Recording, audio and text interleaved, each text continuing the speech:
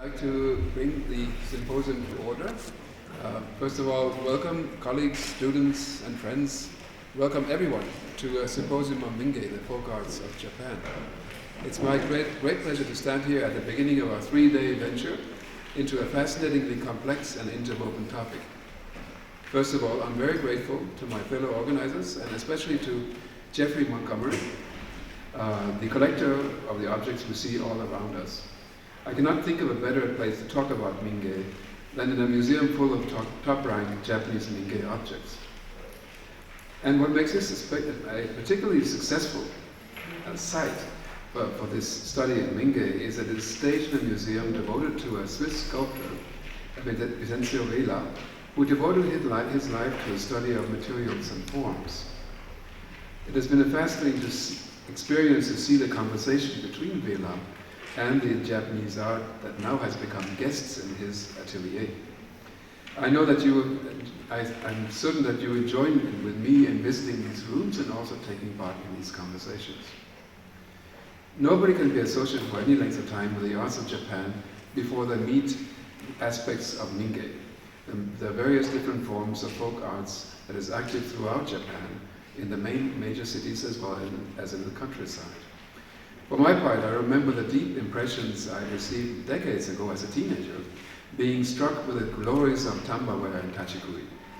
I think we can all agree that the folk arts of Japan can be deeply impressive. A short glance at the rooms upstairs will certainly confirm that.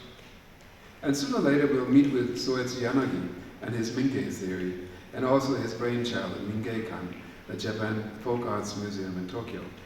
Soetsu has left deep traces in the reception and understanding of Japanese art, and continues to do so.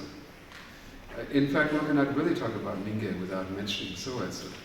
He'll be one of the topics today and the next days, as we attempt to rethink the great and not unproblematic legacy that he has left for us. We are fortunate enough to have several speakers with direct knowledge and experience with the Mingei movement and with Soetsu and his followers, including a member of his family, a grandchild of one of the major artists in the Mingei movement, a modern practitioner in Japanese folk art, and a major scholar who created a rethinking of the Mingei movement, as well as many others. The contemporary field of Mingei and design is also a part of our conference, as we see how the ideas and traditions of Mingei continue to shape the world around us. And finally, we'll have a glimpse into the roles of Mingei within academia, with a group of 6 students take part in the roundtable on the topic tomorrow morning. Thank you, Rosella Menegazzo, Gianna Mina, and all her staff, including Anita Gulamiti, Tiziana Conte, Chizuru Maeda, Jeffrey, most of all, and also to the Università di Zurigo students who took part in Mingei seminars over the last years. I'd also like to ask Eleanor Alanza and Luigi Zeni for being willing to take over the leadership in the roundtable tomorrow. But without further ado, I will now pass the microphone to Gianna A. Thank you very much.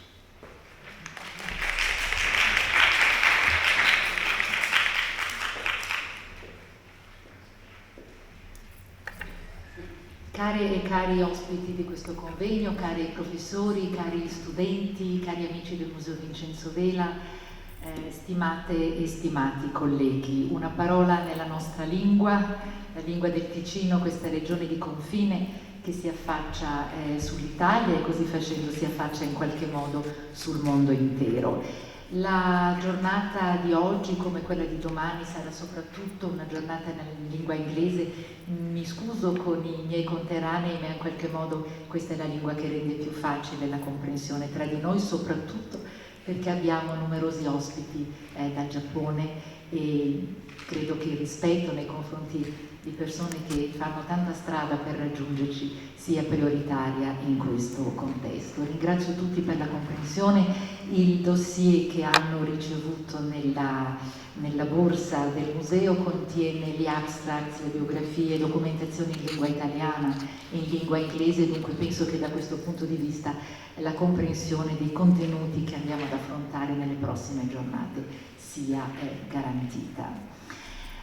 Ladies and gentlemen, dear colleagues, dear professors, dear students, wholehearted welcome to Museo Vincenzo Vela in this quite special region of Switzerland, in the southernmost part of this country, which opens up to Italy and to the rest of the world. I thank you very much for having come from so far. We have guests from Japan, from the United States, from Shanghai, from Brussels, from France, from Germany, from the Swiss part of Germany, and of course from Italy. And this, I think, would have made Vincenzo Vela extremely happy. His home, where you sit today, we are in Vincenzo Vela's residence, which he built in 1862-65, exactly at the moment when Japan was opening up to the world. So we have a kind of contemporary setting between the venue where we are and the content of the exhibition, which we have mounted in the past weeks and which is dedicated to Geoffrey Montgomery's collection of Mingei objects. I particularly welcome Geoffrey, who's been with us for the past 3 years, and of course I welcome Hans Thomsen, who has been central in the organizing of this symposium, which we thought would be necessary for our public, for his students, and for me in particular, to understand part of what the complexity of Mingei is about. I would also like to welcome and to thank Rossella Menegazzo, who thought with us about these contents, and with whom I have had the pleasure to edit the volume, the catalogue, which I will speak about in a few minutes. But I also would like to thank Japan Foundation and the Swiss National Fund for Science, whom, thanks to Hans, we were able to engage in as a supporting of this quite complex congress. And of course, people coming from so far, that means that the volume of the engagement is quite immense for a small museum like ours, but we did manage to do it. Thank you very much. But I also am very happy to thank some of my staff, Chizuru Maeda in particular. You all know her because she's been writing to you several times throughout the past weeks. I thank her for her support in organizing and in the logistics. I also thank Sabine Bradl from Zurich University, who unfortunately is ill and can't be with us today. We wish her a fast and full recovery. I'd like to thank all those from my crew and staff who have helped in translating the abstracts in your booklet, and in particular Amelia Lipko, Gianpaolo Baragiola, Paola Colotti, who have been with us. And a very, very great thank you to Anita Guglielmetti, who has been so important for the final editing of this wonderful publication, which is the catalogue, which accompanies the exhibition, which is the fruit of a long and elaborate and very detailed work in thinking by the authors who have produced their essays, in the visual part of it by Yuki Seri, whom I also greet and thank. And it has been, I think, and I hope it is, and Geoffrey will tell maybe, a catalogue which in a way tries to speak to people who are not necessarily part of this complex world. So again, they speak to me. I'm a Western art historian, I'm a medievalist, and I've tried to get closer this world, and this publication, which you will find at the desk, is, I hope and I think so, is a way to get closer to a Japan which most of us do not know, because it's a sort of silent but extremely deep Japan. I would like to thank Laurent Nicot, our designer, who has thought of something quite extraordinary. If you take your book, which looks quite modest, but you open it, and you open it again, there is Jeffrey, and one of his major works of his collection, which is exhibited upstairs for the first time, I think. So you see, we are quite proud. I would like to thank the authors of the publication, and I don't want to forget anyone. Of course, Rossella Menegazzo, Hans Thomsen, Mr. Maisagi, thank you very much, the curator of Kawaii Conjurer's House Museum, Yoshikuni Yanagi, who is a great nephew of the philosopher who brought this word to our brains, I should say so. And of course Rupert Faulkner, the scholar, the British scholar, who is not here today, one of the major curators of DNA in London, and I hope I have not forgotten anyone. So the afternoon is precisely described in the program you all have in your piccola mappetta. We'll have 3 interventions to start with, then a pause and hopefully a discussion. Time is short, but I hope there will be some questions from the public. Then we'll have a coffee pause upstairs, so you will have the first glimpse through the galleries where we have installed the collection.